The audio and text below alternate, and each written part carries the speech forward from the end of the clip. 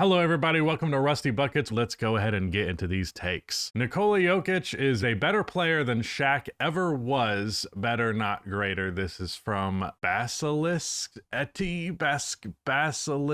Man, I gotta stop doing the names. So this take I think was in part prompted either A, because I put out the Shaq hater manifesto on the Deep Dive channel recently, or B, because Shaq very recently made a comment on Jokic saying that he, I guess hypothetically matching up with him, would be Slavic chicken, playing on the classic barbecue chicken platitude that he does. Figured this would be an interesting take to entertain. I would make the argument that Jokic is a better offensive player than Shaq was. While Shaq had a more undeniable one-on-one game, I feel like Jokic's touch is just leagues and leagues ahead of Shaq's. Now, Shaq, underrated touch, to give him that credit. I do think that like hook shots and floater range shots, he doesn't get enough credit for how good he was at that. If you actually go back and watch older Shaq highlights, based on your perception of him just being the guy who drop step dunks all the time, you would be surprised how often the guy was hitting hook shots from like 10 feet out. Jokic is, as far as I'm concerned, the best.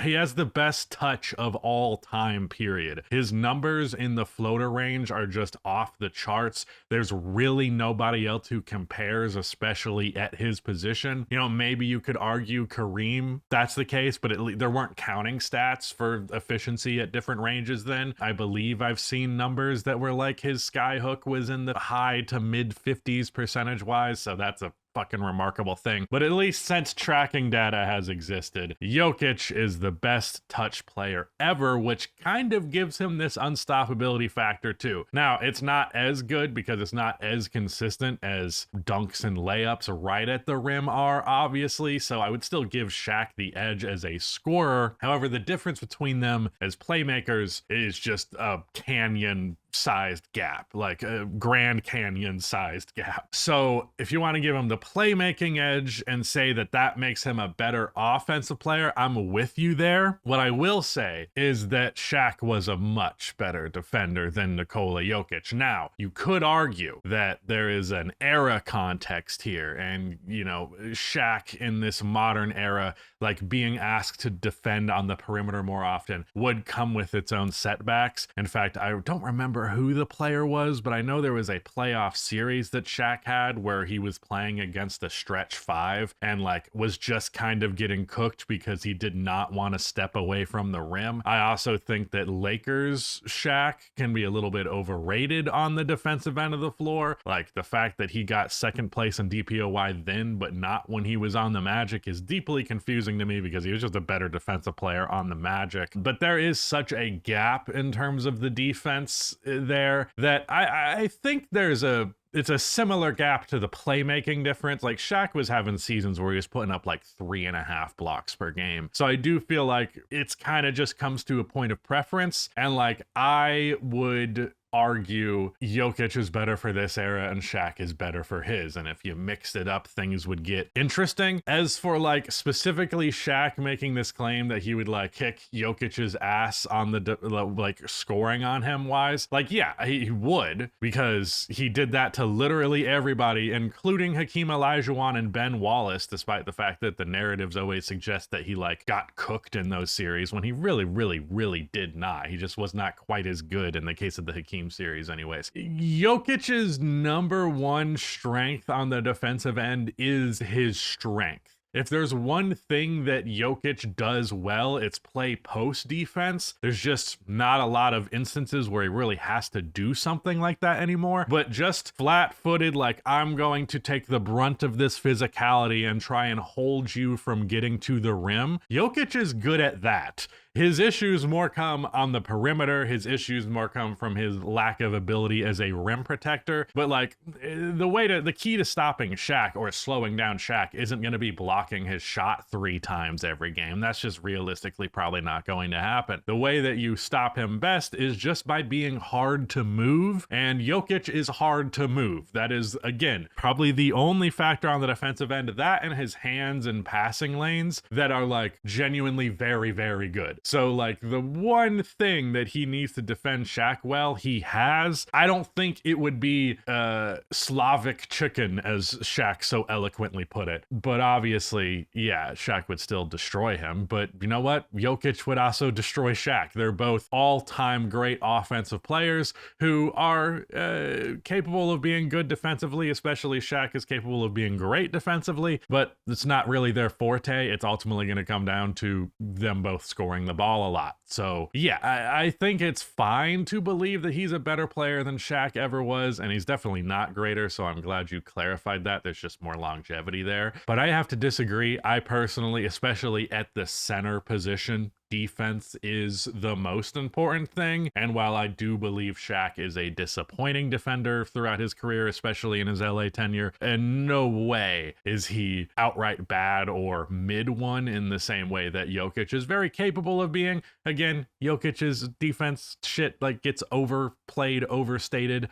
He's not there with Shaq. So I'm going to disagree with you. I don't think it's that outlandish of a take. I know there are older NBA fans who would find it to be the case. Yeah, that's it. From Cameron Power, it's funny that Rusty's take on other sports is very similar to how people frame complaints about three-point attempts in the modern NBA. Saying if 15 minutes go by and nobody scores, I will lose my mind is completely discounting the process and only focusing on the end result, no score. This is the exact same argument people make when they look at the play-by-play and see three-point make, ignoring all the process and just seeing the end result. Well, when I watch modern three-point offenses and their process to get threes is good, but then they just miss them, I can't say that I'm enjoying that experience. But also, I mean, yeah, I don't know shit about these other sports by comparison to what I know about the NBA. All I can tell you is just where I was coming from was that's the impression I got early, where my default impression of the NBA was good. My default impression of the NFL or football or soccer or football, hockey. Oh man, I've never liked hockey a day in my life, and my dad took me to so many hockey games as a kid, and every time I was like, it's cold and the only interesting thing they do is fight, and that only happens sometimes. But anyways, yeah, I mean, I have a more casual feeling in other sports because I'm a casual for those sports. That's just kind of the way that it goes. You know, if you don't like a certain music genre, oftentimes it kind of sounds the exact same to you no matter what. That's just the way that it goes. I'm sure if I took the time to like delve into the nuances of American football, I could get into it more than I am. But at the end of the day, I want to be entertained, and especially in a live setting, I just can't. I remember watching the Super Bowl where I think it was like 2018 to 2020-ish, and it was Tom Brady in the Super Bowl versus I think San Francisco, whatever it was. Very, very low scoring game, like a comically low scoring game, and I just can't be invested. I need that little perk of excitement. But like and again, the process, like no matter what your process is in the NBA, you're gonna score every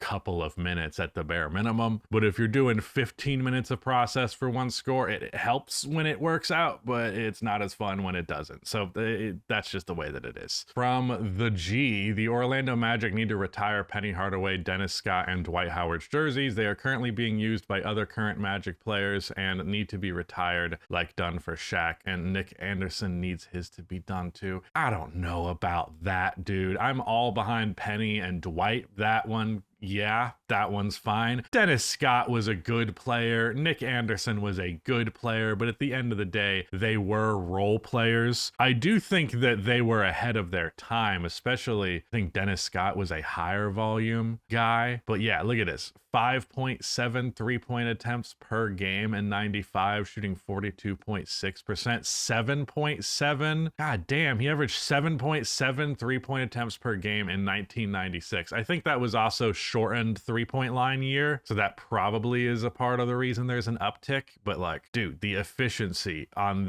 this volume, he's taking 4 threes a game from the onset, career average of 5 on 40%. I do agree Dennis Scott is an underrated player. I just don't know that I can say that 7 years of 15 points per game is really jersey retirement worthy. That's the way that I feel about that. And then if we can go to Nick Anderson real quick, like I get part of it is that the Magic just don't have a lot of players worthy of their jerseys being retired, but I also think you end up with a Celtic situation if you're too overzealous with just giving everybody a retired jersey. I mean, yeah, Nick Anderson played there longer, over a decade, or at a decade, 10 years, also 15 points, also decent 3-point volume, not as great as Dennis Scott, but like, yeah, I just think those Magic teams in general are underrated because Dennis Scott and Nick Anderson, both pretty positive defenders and then really good offensive players who shoot the 3-ball really well, plus Penny and Shaq. I really wish that core could have just stayed together, but the Magic decided to completely fucking fumble that because they were scared of the NBA's new salary cap. But Dwight Howard and Penny, easily. The fact Dwight's jersey isn't retired, I think that's literally just a product of the fact that he's like just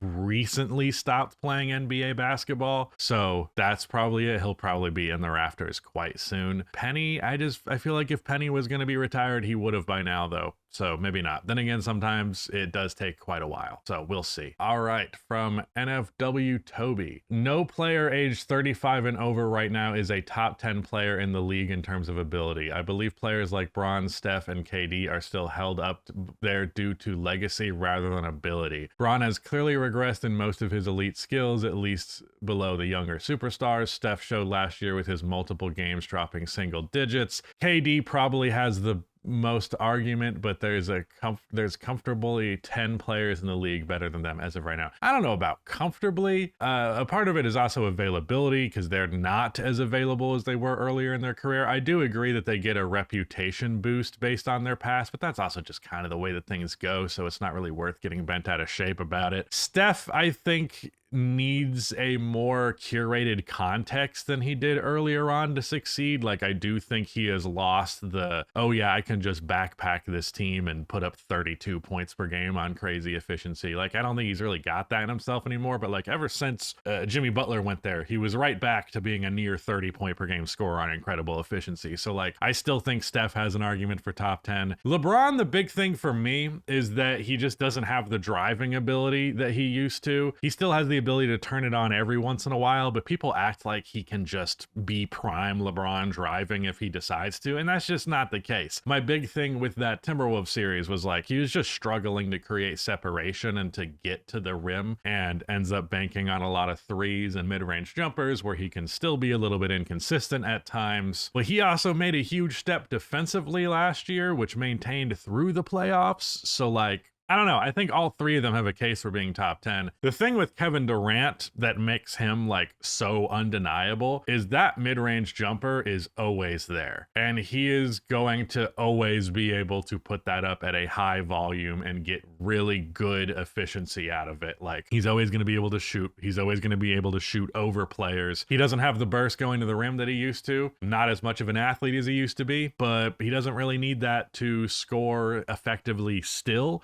Yeah, I mean, I think all of these guys are towards the bottom of the top 10. I put out that list predictive going into the year a little bit. Maybe I gave Steph a bit more of an edge than I should have, and I definitely should have considered LeBron where I failed to even mention him, but I don't know. I can agree that there is like there's a reputation of who they were that like gives them a little bit more of an edge, but it's also like predicting a regression with them as well is kind of difficult because they have prolonged their careers pretty damn effectively. I don't really agree. Like, I wouldn't say there's comfortably 10 players in the league better than all three of those guys, but if you wanted to say there's comfortably like 7 or 8, that's fair. From Isaac Harrison, MVP narratives from the previous season should not affect the current year's MVP race. Jokic won in 24 because Embiid stole Jokic's in 23. Embiid won in 23 because there was an argument he should have won it in 22. 2 of the last 3 MVPs were decided off the previous season's narrative. Yeah, I can get behind that. There's an argument to be made that people also, like for Nikola Jokic, for example, will be like, he's got 3 MVPs, so he shouldn't didn't get it this year, I'm actually a person who would do exactly that, because I do feel like when there is a race that's close, give it to the guy who hasn't won it before. But like, there would also be people who by default just want to kick him out of the conversation entirely because of that factor. That's silly. I do regularly feel like there are makeup MVPs, and in particular, like, yeah, Embiid won it in 23 and then Jokic won the championship. So I do think the fact that Jokic won the title right after that also bolstered it. What's weird is that people go like the MVP is a regular season award, and like it is, but also narratives are a huge factor, and narratives do not exist within any kind of confine. Like, they are down for the narrative. Like the narrative will factor in regardless of where it came from, is the point that I'm getting at. James Harden in 2018, I believe that he should have won it, but I also strongly believe that a huge reason that he won it was that he could have in 2015 and he could have in 2017, came second place both times. I think he was even second place in 2016, but like also didn't matter. That was a unanimous year. So yeah, I guess I agree, but also I don't know that we're ever going to exist in this reality that you hope for. From Matt Evil, or Matt Evil, we should at least consider Steph to be top 5 all time. Many would consider, including Rusty, Magic to be top 5 all time, which is a fair argument. And since it is hotly contested between Magic and Steph as the GOAT point guard, we should at least talk about where he falls all time. His shooting is the same level of game breaking as Magic's passing, with his passing also being quite good, similar to Magic's scoring, and Steph's defense is a touch better, not as much of a liability. Plus, if you consider both how he changed the game / broke the sport in a way that has not been since Bill Russell and MJ, I think people should at least be asking whether he is number 3 to 5 behind the GOATs MJ and LeBron. I mean, there are people who do feel that Steph is top 5. I am a Magic over Steph guy, despite the fact that Steph is my favorite player now and all time, basically. And like, the thing is, though, my personal take is that spots 3 through 10, or if you want to be more limited, like 3 through 7 on the all-time greats list are pretty interchangeable. And like, if you have Wilt at number 3, I strongly disagree with you, but I don't think it's that absurd. So if you want to play Steph as top 5 all time, I wouldn't argue with you. I think I have him 9 or 10 personally. I also think that like I have Magic at 3 or 4, kind of go back and forth between him and Kareem. Either way, like the difference between Magic at 4 and Steph at 9 isn't that significant to me, but there are people who feel differently. That's just where I stand personally. This is from Brian McDermott. Every single team to make the NBA Finals in the last 10 years would beat every single USA Olympic team in a 7-game series. Every single, like, historic, every single Olympic team ever, or in the same time span? In the same time span, I'm 100% with you. I'll read your reasoning real quick. The main reason comes down to much stronger team chemistry achieved through a long regular season, more defined roles, and they are typically more talented than any non-US Olympic team, who at times came close to beating the US teams. I mean, I could get behind it, but like the Dream Team and the Redeem Team, I think, especially the Redeem Team, because they would just scale to modern basketball a little bit better. No, I don't think that every single team to even just make the finals in the last 10 years. Do you think the 2023 Miami Heat would beat the Redeem Team with a prime LeBron, Wade, I think Chris Bosh was there, Chris Paul, Kobe Bryant? I think Dwight Howard was there too. Like, no, not a chance. But if you want to say the last couple of Olympic USA teams, because they have not been particularly special, not nearly as talented as they have been in the past, I can give you that. Every single USA Olympic team, I can't do that. That's just too much. The Bucks this upcoming season would miss the play-in in the West, assuming decent health with everybody. I mean, mean, yeah.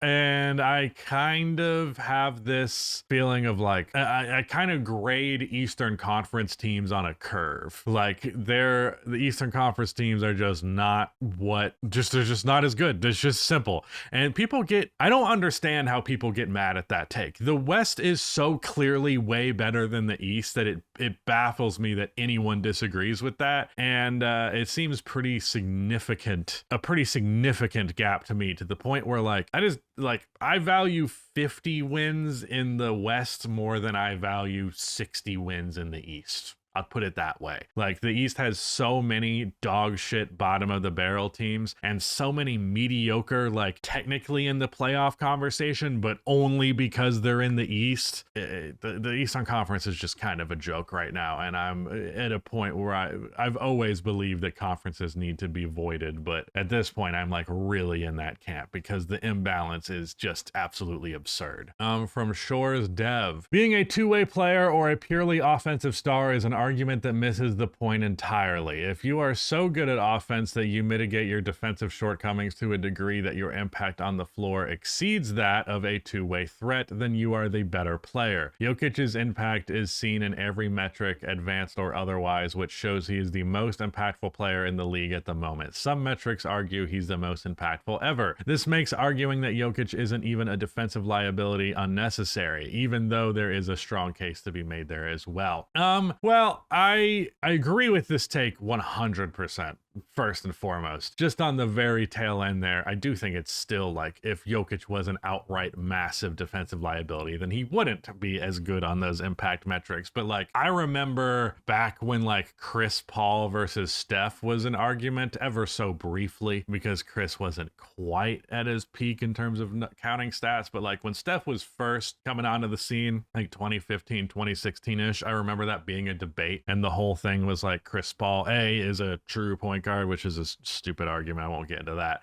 But he is a better two-way player, so that makes him better. I remember even on the more extreme and clearly being disinterested in actual nuanced conversation, I remember a long time ago having someone argue that like Lonzo Ball was better than Steph Curry. And it's not even just always the two-way stuff, but also just being a more quote-unquote all-around player. They were like, well, Lonzo is a better playmaker and defender, so that makes him the better player. But dude, if you have the offensive capability of a Steph or a Jokic, you can give up 15 points on the other end and still end up being a more positive player than not, because you make that much of a difference on your team's offensive importance. Yeah, this reply here is pretty good. The idiots that clown guys like Harden, Curry, and Jokic for saying they're bad at 50% of the game. It's so stupid. Was someone like Rudy Gobert as impactful on winning as Nikola Jokic because he was the best defensive big in the league? No, because being a better offensive player has much higher impact on a team's ability to win than being a defensive one.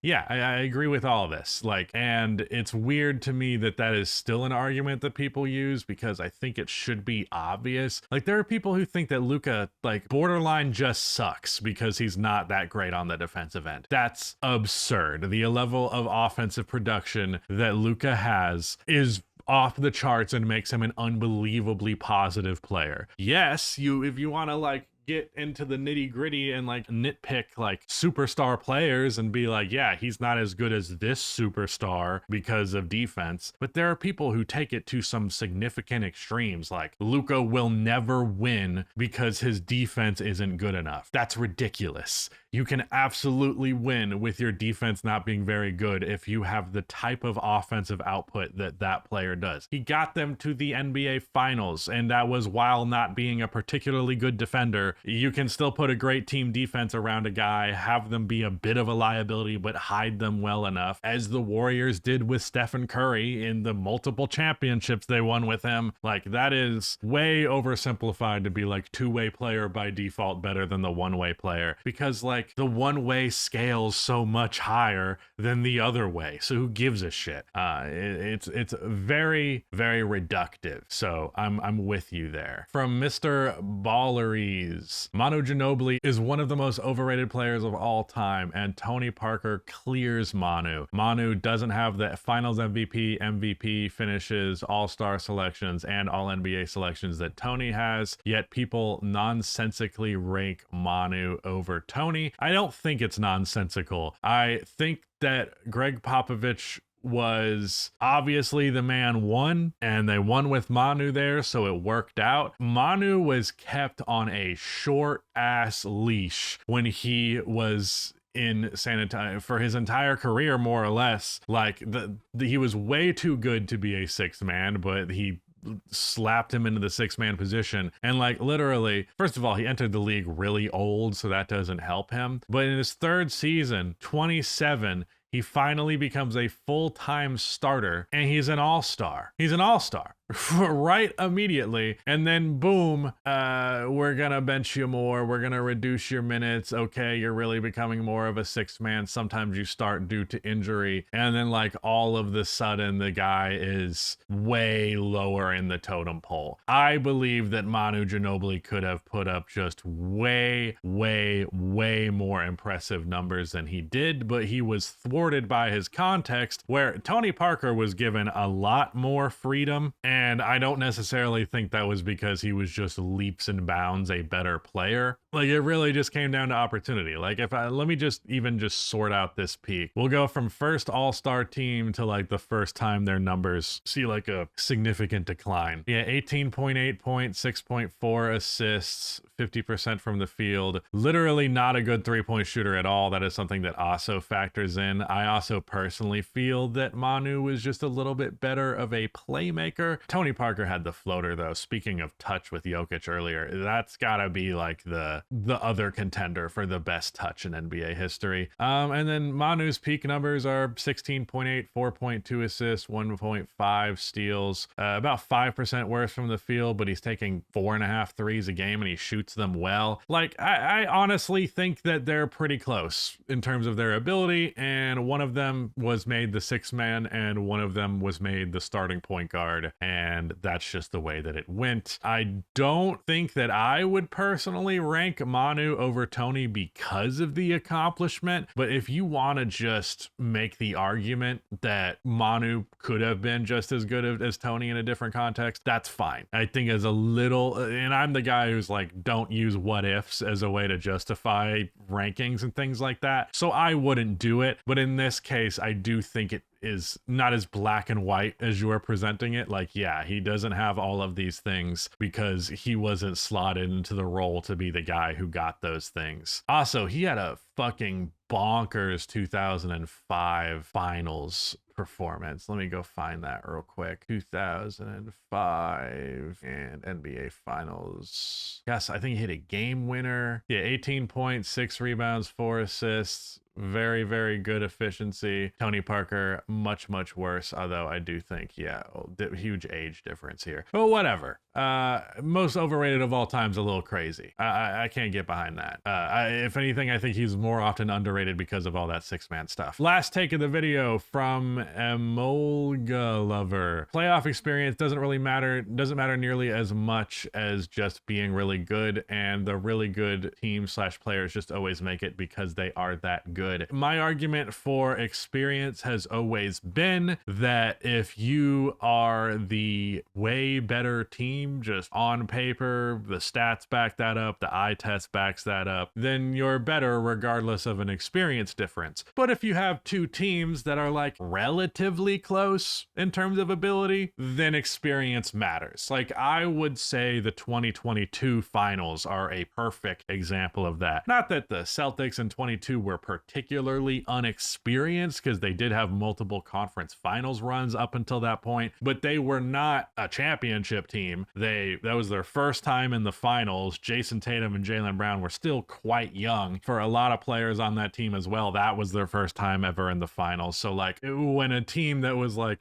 I would even argue it's just a smidge worse even in terms of overall team construction, the Warriors experience did edge them out in that case. But like, for example, this last year, yeah, the Indiana Pacers were more experienced than the OKC Thunder, I suppose. I mean, they made the conference finals before that. They had Pascal Siakam as their second best player, who was an NBA champion before. A little bit more of a veteran presence there, certainly an older roster, but also OKC was just a better team. So that did it. You could say the same for like OKC versus Denver. And you see those series get pushed to 7 when they probably shouldn't have been. And I do think OKC's inexperience made them lose a good amount of games that they will not be losing their second time around. Definitely matters, but it's one of those things. It's in the same capacity as like, oh, this team wanted it more. Just those types of platitudes in the NBA world that can be really, really, really hollow and basic.